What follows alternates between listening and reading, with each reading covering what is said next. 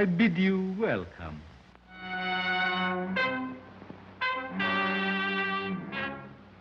To a new world of gods and monsters. How do you like that, eh?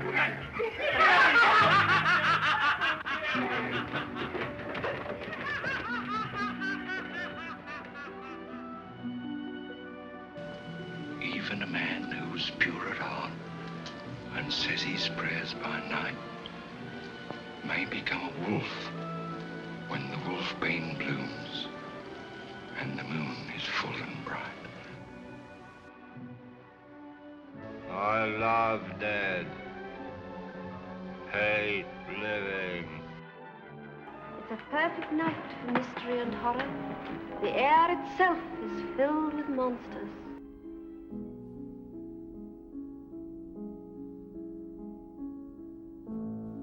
Perhaps there is no single person who had such an impact on the winding road of the legacy of Universal monsters and horror as did Bela Lugosi.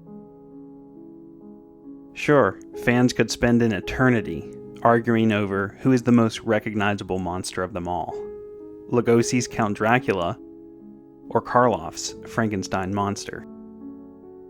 But the fact of the matter is, Bela Lugosi imbued life into the first all-talkie horror film as the most famous vampire of them all.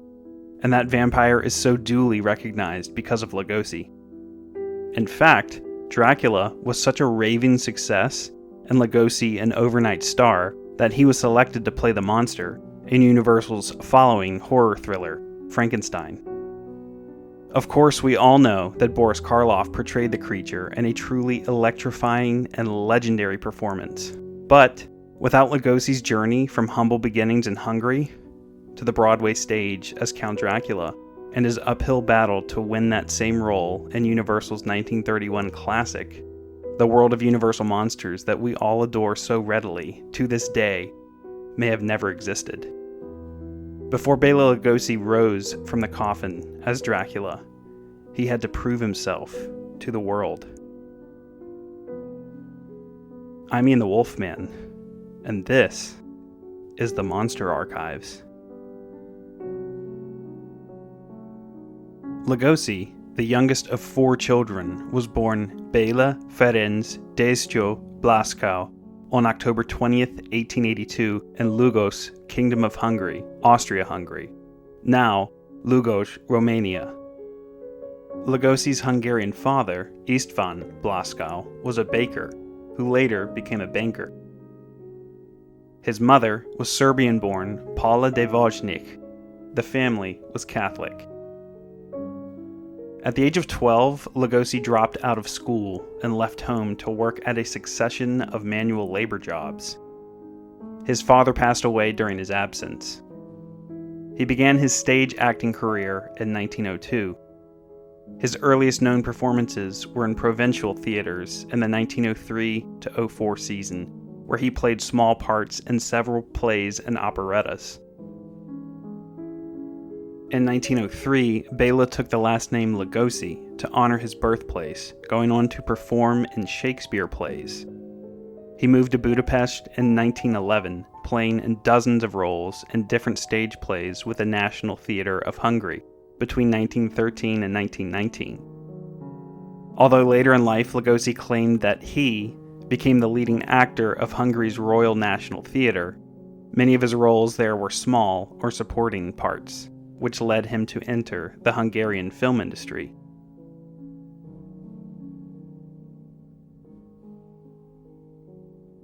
During World War I, Lugosi served as an infantryman in the Austro-Hungarian army from 1914 to 1916, rising to the rank of lieutenant. He was awarded the Wounded Medal for wounds he received while serving on the Russian front. After returning to civilian life, Lugosi became an actor in Hungarian silent films, appearing in many of them under the stage name Arrested Alt. Lugosi's first film appearance was in the 1917 Hungarian silent film Leoni Leo. He made roughly 10 films in Hungary between 1917 and 1918 before leaving for Germany. There was a time period of revolutions and interventions in Hungary between 1918 and 1920. The First Hungarian Republic was founded from the ruins of the Austro-Hungarian Empire Mihaly Károly during the Astor Revolution in 1918, at the end of the First World War. In March of 1919, the Republic was overturned by another revolution, and the Hungarian Soviet Republic was created. Unresolved conflicts led to wars between Hungary and some of its neighboring states in 1919. The Hungarian Soviet Republic ceased to exist after the Romanian occupation. The 1920 Treaty of Trianon in Versailles in France created the Kingdom of Hungary, which existed from 1920 to 1946. Following the collapse of Bela Kun's Hungarian Soviet Republic in 1919, leftists and trade unionists became vulnerable, some being imprisoned or even executed in public. Lugosi had to flee his homeland due to his activism in the Actors Union in Hungary during the Revolution of 1919 and his active participation in the Hungarian Soviet Republic. He was accompanied by his first wife, Ilona Smik. The pair escaped to Vienna before settling in Berlin in the Langstrasse, where he began acting in German silent films. While exiled in Weimar-era Germany, he co-starred in at least 14 German silent films in 1920, including F.W. Murnau's Dr. Jekyll and Mr. Hyde adaptation, Der Januskopf, which starred Conrad Veidt. During this time, Ilona lost her unborn child and left Lugosi, returning to her home with her parents. She filed for divorce and soon remarried.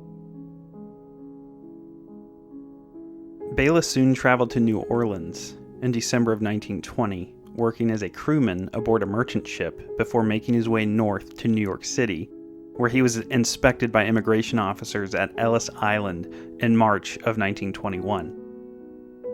There he took up acting again and occasionally directed stage plays in 1921 and 22. Upon his arrival in America, Lugosi was 6 foot 1 inch and 180 pounds. He worked in the theater in New York City's Hungarian immigrant colony. With fellow expatriate Hungarian actors, he formed a small stock company that toured eastern cities, playing primarily for immigrant audiences. He acted in several Hungarian-language plays before starring in his first English Broadway play, The Red Poppy, in 1922, in which he starred as Fernando, a sexy Spanish Apache pirate. Lugosi knew so little English at the time that he learned his lines phonetically, like the music of a song.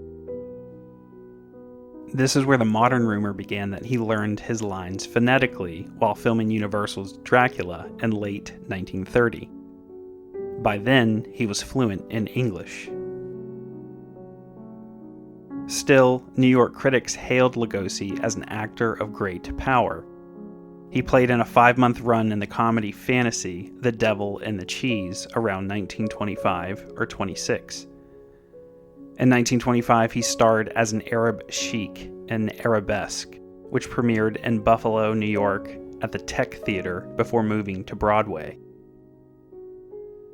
In 1921, he met and married his second wife, Ilona von Montag, a young Hungarian immigrant and stage actress whom he had worked with years prior in Europe. Their marriage officially ended in divorce in 1925, but they only lived together for a few short weeks. He worked in the New York silent film industry from 1923 through 1926. His first American film role was in the silent melodrama The Silent Command in 1923, which was filmed in New York. A few supporting roles as villains and continental types followed over the next few years, all in productions made in the New York area. There was a decades-long circulating rumor amongst film historians that Lugosi starred in an uncredited bit part as a clown in the Lon Chaney starring Hollywood film He Who Gets Slapped, but the rumor has been heavily disputed. It originated from the discovery of a publicity still from the film found in Lugosi's scrapbook after his death. The still showed an unidentified clown in heavy makeup standing near Lon Chaney in one scene. It was considered to be evidence that Lugosi appeared in the film, but historians tend to agree it is unlikely, since Lugosi was both in Chicago, appearing in a play called The Werewolf, and in New York at the time the film was being made in Hollywood. Lugosi was well-rounded as an actor by this point, and in 1927, his life would forever change. He would be approached in the summer to star in a Broadway theater production of Dracula. But let's back up just a bit and take a look at the events that led to this particular adaptation. After Bram Stoker published the classic novel in May of 1897, he continued to work as a manager for Henry Irving's Lyceum Theatre in London. Stoker secured his theatrical rights to the story that same month by holding a staged reading at the Lyceum. That particular adaptation was never performed again. In 1899, Hamilton Deane, a young Irish actor whose family owned an estate next to one belonging to Stoker's father, joined Irving's company. In the early 1920s, after both Irving and Stoker had passed away, Deane founded his own theatrical troupe, the Hamilton Deane Company. He began working on a theatrical version of Dracula in 1923, and in 1924 he secured the permission of Stoker's widow, Florence, to stage an authorized adaptation. This was around the same time Florence was engaged in a copyright dispute with Prana Film over Nosferatu, and she needed the money from the play royalties. Deane's play was the first official dramatization authorized by Stoker's estate. Deane was required to submit the completed script to the Lord Chamberlain for a license under the Theatres Act of 1843. The play was censored to limit any violence. For example, Dracula's death could not be shown to the audience. Deane's Dracula premiered on May 15, 1924, at the Grand Theatre in Derby, England. Deane had originally intended to play the role of the Count himself, but ultimately took the role of Van Helsing. The production toured England for 3 years before settling in London, where it opened at the Little Theatre in the Adelphi on February 14, 1927. It later transferred to the Duke of York's Theatre and Prince of Wales Theatre to accommodate larger audiences. Bram Stoker's Count Dracula in the novel is described as old, unattractive, and bestial, with pointed ears, hairy palms, and putrid breath.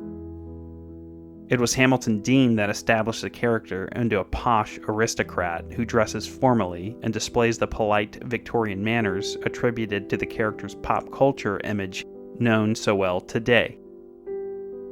In addition to evening clothes, Deane had Dracula wear a long cape with a high collar, which served the practical purpose of hiding the actor as he slipped through a trapdoor when the vampire was supposed to magically disappear.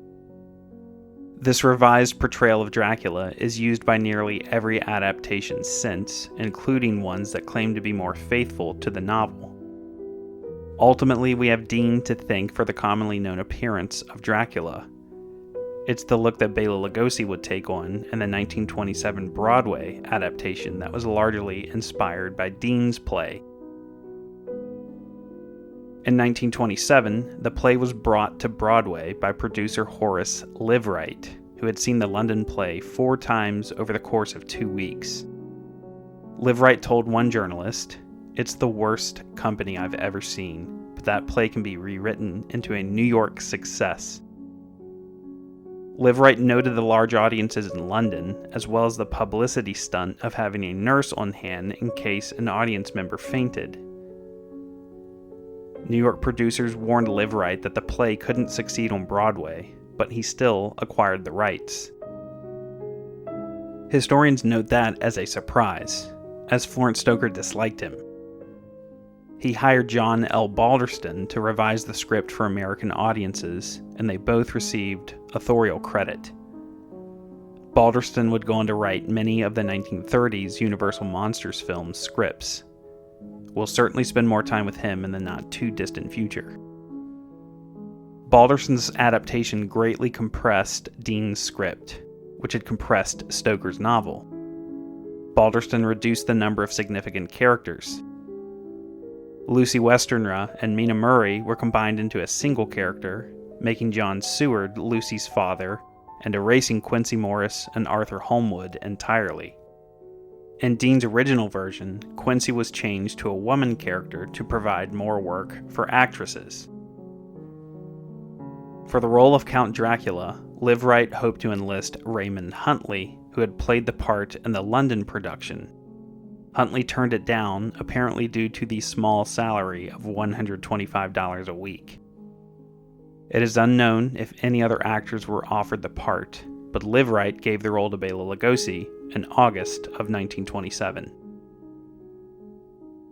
One account notes that a theatrical producer and director by the name of John D. Williams recommended Lugosi to Liv Wright. Williams, who worked on an array of successful plays between 1921 and 1924, was particularly impressed by Lugosi's expressive hands and how he used them, as much as his voice in putting over a part. Lugosi later noted, "It was my hands that won me the part of Dracula on the stage." Here's another first-hand account on the subject from Lugosi. A friend of mine urged Liv Wright to look over the New York field of European-trained actors, and particularly me, in hopes of finding one who could make himself a good Dracula. When Liv Wright asked me to read the part for him, I almost lost it. He was afraid my English wouldn't do. Then he asked me to act a certain scene. I put the juice into it, and he gave me the contract. Historians presume that friend was John D. Williams. Regardless, Lugosi's representatives at Lions and Lions helped him work out the agreement. The Broadway show was directed by Ira Hards, who had previously directed the 1922 play, The Cat and the Canary, with scenery design by Joseph A. Fysiak. Rehearsals began on August 20th, 1927, with the New York opening scheduled for October 3rd. Regarding the rehearsals, Lugosi's fourth wife, Lillian, told an interviewer, "When they were rehearsing, the producers were very disappointed in him because he wasn't acting. So they got him aside and said to him, 'You're not giving us anything.' And he said, 'I'm not acting, I'm learning my part. I'm learning my positions. I'm learning where I stop and where you want me to go. I don't know. Do you want me to act?' They said, 'Yeah.' So he took a scene from the first part of the second act where he hypnotizes the maid and studied that the whole night. I suppose got it letter perfect, knew exactly how he was going to do it, and he did it, and of course they were 100% sold." Lugosi himself recalled, "Even though I knew it was all hokum, especially because I knew it, I had to throw all my force into playing it and make myself believe it. That was the only way I could hold the audience." A humorous story involving Lugosi's then limited English revolved around the use of a steak killing a vampire. The only steak he was familiar with at the time was beef steak. Quote, "For at least the first 6 months of the play, he simply couldn't figure out how a stake could be driven into his heart, and how that could kill him." End quote. Interestingly enough, the show was presented to a number of tryout cities prior to its Broadway premiere. Its first ever performance was in New Haven, Connecticut on September 19, 1927. The show was performed the following 2 days as well. Press noted the performance of then veteran actor Edward Van Sloan as Abraham Van Helsing, as well as Clarence Derwent as Dr. Seward. Advanced publicity referred to the show as the most weird, thrilling play yet presented to an audience. One newspaper even explained that the play's vampire was not the vamp of modern vernacular, but rather a supernatural demon or ghost who sucks the blood of persons asleep. Reviews lauded the performance, citing every actor giving wonderful performances. Dracula then moved to the Parsons in Hartford from September 22nd to 24th. The Hartford Courant noted, "The cast of Dracula was admirable. The Hungarian, we suppose him to be Hungarian, certainly he is a native of some picturesque and not too familiar European country. Bela Lugosi was a portentous figure as Count Dracula, his towering height adding to the effect, and such hands as Mr. Lugosi's are an asset to any artist. They speak, they convey messages of terror and fear. Mr. Lugosi's hands are in a class with those of Mr. A. E. Anson, Mr. H. B. Warner, and even of the great master of them all, Sir Henry Irving." Indeed, it appeared Lugosi was already casting a spell over all who witnessed his performances. During these performances, Clarence Derwent, who played Dr. Seward, was replaced by Herbert Bunston, who would reprise his role alongside Lugosi and Van Sloan in Universal's 1931 film adaptation. The show made a few more stops in more northeastern cities, culminating in 16 performances, ending on October 2nd. Dracula opened on October 5th, 1927, at the Fulton Theater in New York City. "Ye who throw fits, prepare to throw them now," wrote critic Alexander Woollcott. The ladies loved Lugosi's exotic and sexy Count Dracula. He brought a sensual appeal to the terrifying monster that fascinated, frightened, and delighted audiences. It's as if he had been born to play the part. Here's a line of dialogue of Balderston's adaptation, Lugosi's Count recites. "The walls of my castle are broken, and the shadows are many, and I am the last of my race." Dracula ran for 261 performances, closing on May 19th, 1928. The show was a resounding success, wildly popular and critically acclaimed. While Dracula had already entered American pop culture, it's thanks to Dracula, the vampire play, that the story and character became much more famous. It also had the effect of elevating the creature of supernatural folklore and returning it to prominence. After its Broadway run wrapped, it was followed by a touring company all over the United States throughout 1928 and 1929. Carol Borland, who would go on to star alongside Lugosi in Todd Browning's Mark of the Vampire in 1935 as Luna, the daughter of Lugosi's character, Count Mora, saw Lugosi at an Oakland matinee performance of Dracula and never forgot the first time she laid eyes on him. Borland shared her memory of seeing Bela with Greg Mink. There was this tall, handsome, lanky Hungarian playing Dracula with the most exciting blue eyes, like a Siamese cat. I came out of the play with my head in a whirl, having developed this adolescent crush on this beautiful man who, for me, was Dracula, the demon lover. In 1928, Lugosi decided to stay in California when the play ended its first West Coast run. His legendary performance as Dracula had piqued the interest of Fox Studios, and he was cast in the studio's silent film The Veiled Woman in 1929. He also appeared in the first National Pictures film, Prisoners, in 1929, a part-talkie film. Around this time, he starred in Todd Browning's The 13th Chair, the director's first talkie picture. Many believe that Browning saw Lugosi's performance as Inspector Del Zante as his audition for Dracula, even though Browning didn't make the decision in the end. Lugosi married a third time on July 27, 1929, to wealthy San Francisco resident Beatrice Woodruff Weeks, the widow of architect Charles Peter Weeks. Their marriage involved scandal, with Weeks subsequently filing for divorce November 4, 1929, accusing Bela of infidelity, claiming actress Clara Bow as the other woman.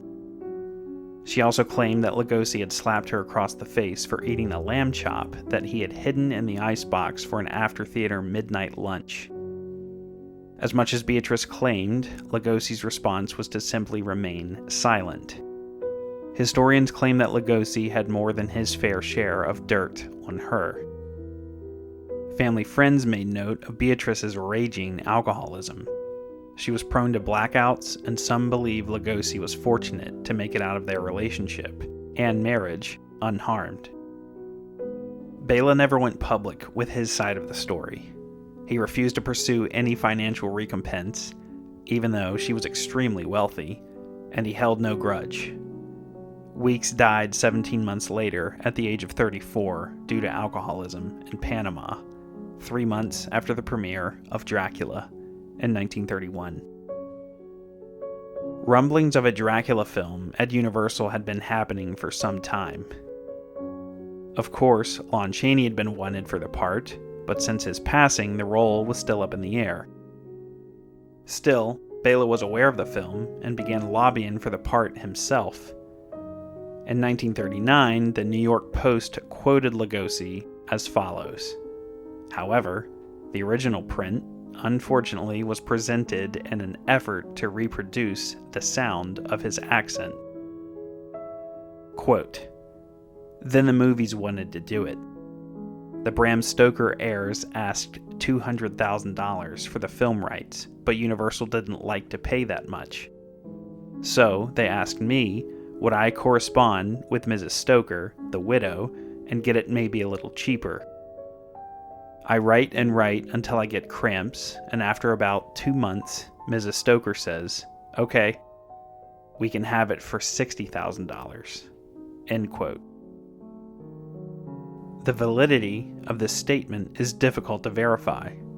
Lugosi wasn't employed by Universal, so it would be odd for him to work as a correspondent to Florence Stoker. There is some evidence, however, that he was writing to Mrs. Stoker in April of 1930 to broker a deal that would include him as the star of the picture. In a surviving telegram to New York literary agent Harold Friedman, Lugosi claimed that he had an excellent, reputable director with the biggest studio here, willing to buy and do Dracula with me as star through my manager, Harry Weber. The studio in question was apparently MGM, though, not Universal. As for Universal, Carl Laemmle Jr. sent a telegram on March 27, 1930 that read, "Not interested, Bela Lugosi, present time." But the context of the telegram is unknown. Was it referring to Dracula?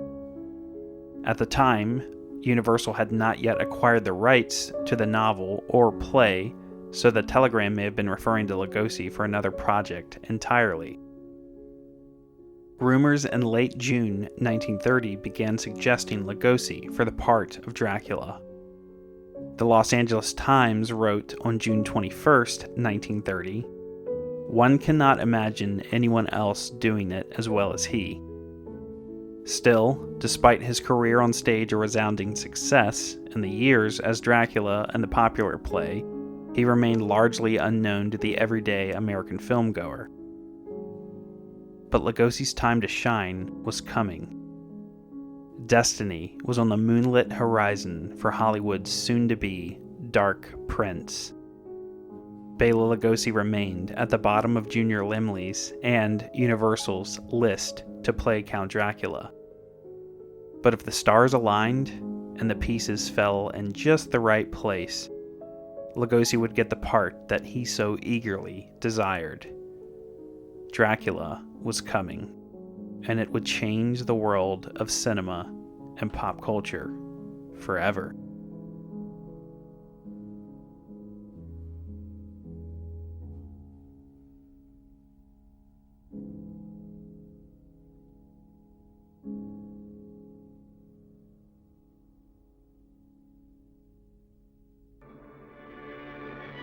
This episode of the Monster Archives was written and produced by me, Ian Bates. For more on the Monster Archives, including news and scheduling updates, be sure to follow at Universal Studios Monsters on Instagram. If you'd like more of the Monster Archives in your life, consider subscribing to the Patreon. For behind-the-scenes looks, mini bonus episodes, and much more, this is the best way to get deeper to the classic horror history you love, as well as support production of the show. Visit patreon.com/The Monster Archives to subscribe. And, as always, thank you for listening.